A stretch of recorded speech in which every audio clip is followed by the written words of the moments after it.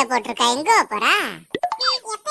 நல்லா பாருப்பே, அது நைட்டி இல்ல, குருத்தி. குருத்திக்கெல்லாம் பலமா இருக்கு. எங்கேயோ கிளம்பிட்டாப்பே. ஏய், என்னடா சொல்லுத? குருது இல்லாம இப்ப குருத்தி போடுது. இரு, சைச்சுக்கும் சட்டைக்கும் சம்பந்தம் இல்லாம ஒருத்தன் வருவான், அவனை கேப்போம். அந்த வந்துட்டா கோலாய் போட்ட கோவிந்த சாமி.